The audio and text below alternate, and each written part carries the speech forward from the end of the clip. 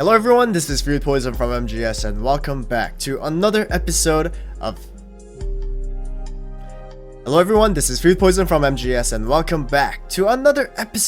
Trick and Treat.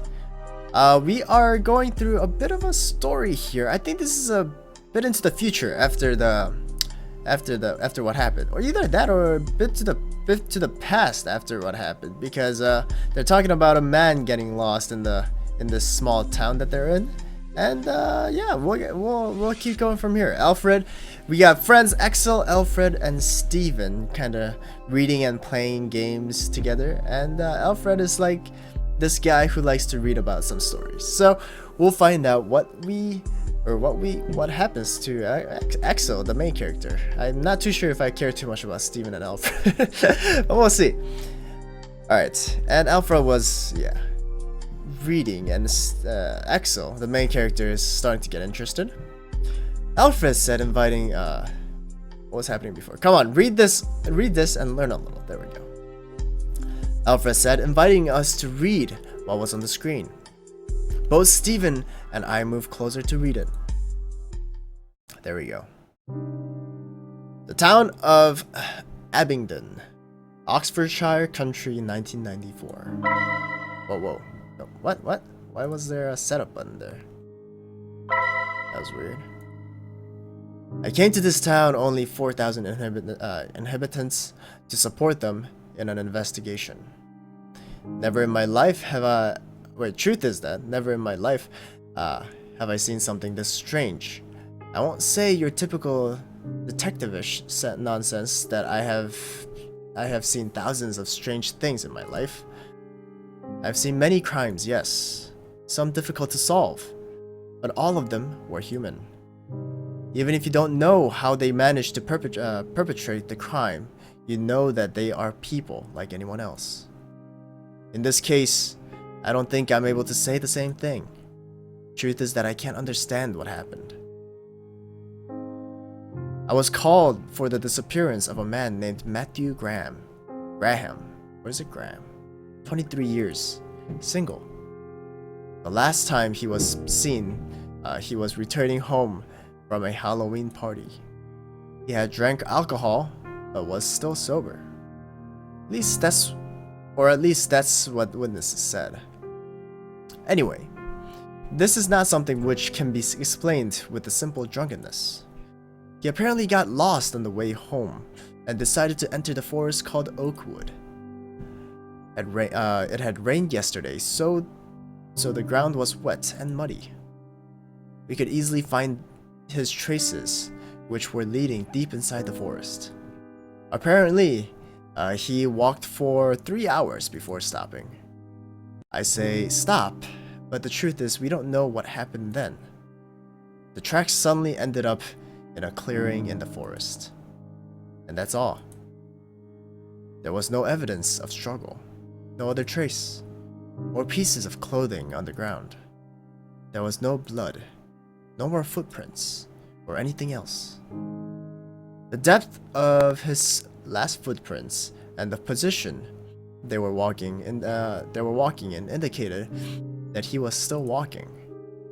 At no points he stood still. It was as if he had vaporized in the air, with all his clothes in the middle of his walk. Obviously, I can't believe such a thing, but I can't give another explanation. The only thing I remember is that near the footprints, I sensed a faint smell of rot. However, there were no animal corpses nearby. It is ridiculous to think that he suddenly started to decay and become earth. In the end, the case was closed in just 3 days. With no evidence of any kind, we couldn't say anything but that he decided to escape from the village. However, while officially there was no more to do, I couldn't sleep in peace.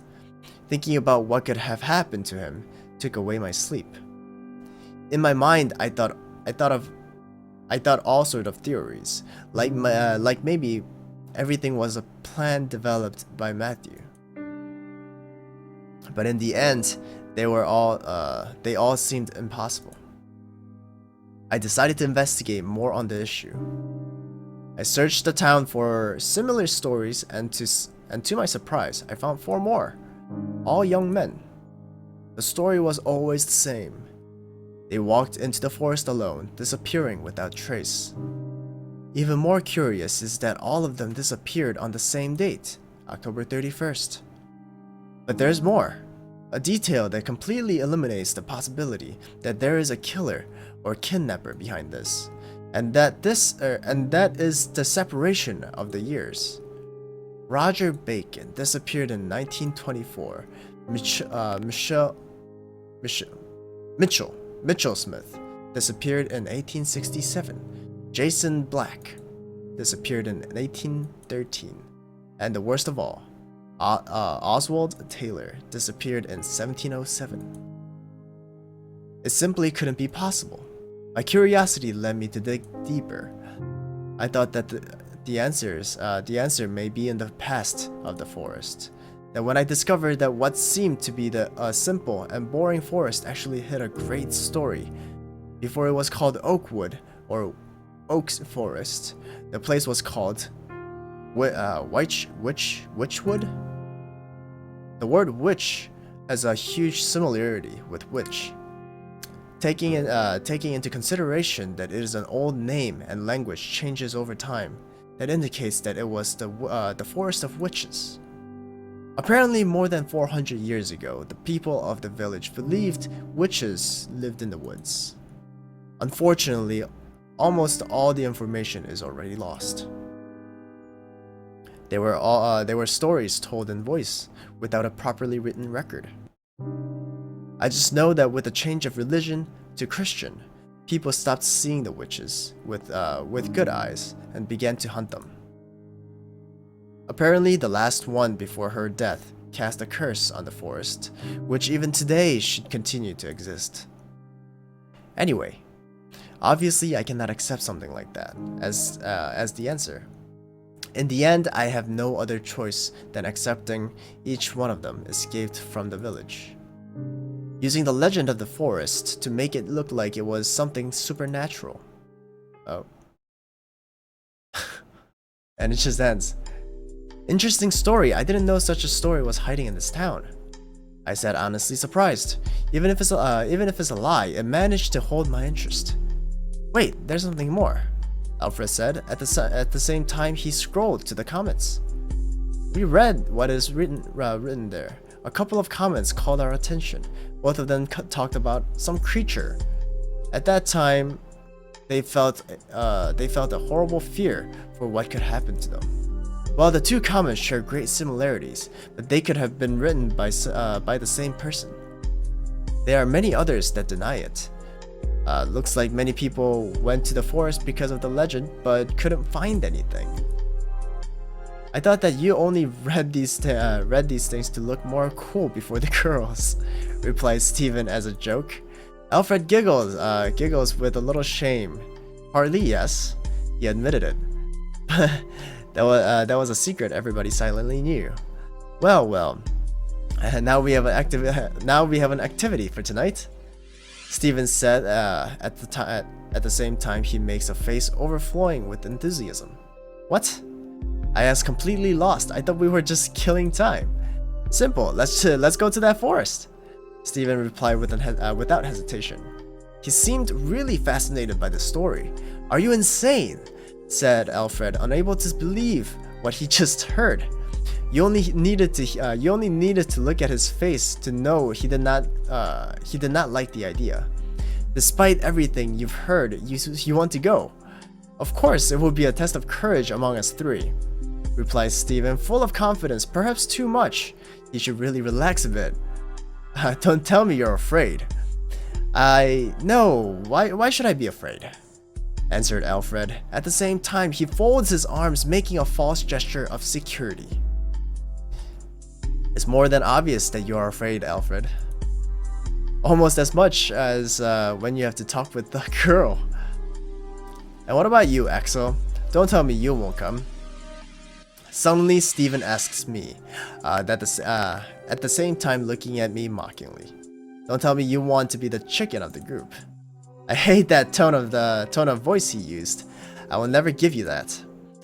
I said without thinking, showing a confident smile and a look. Well, let's not say more. Take your coats, backpacks, flashlights, and some food. We are going to the forest. Steven said, full of energy. Yeah! We three said in unison as if we were going to have some kind of private party. Not really knowing all we were doing or what we're going to find. I guess back into the story. 2:13 a.m. So this is a little after we passed out, I think. And we are in the forest. Okay.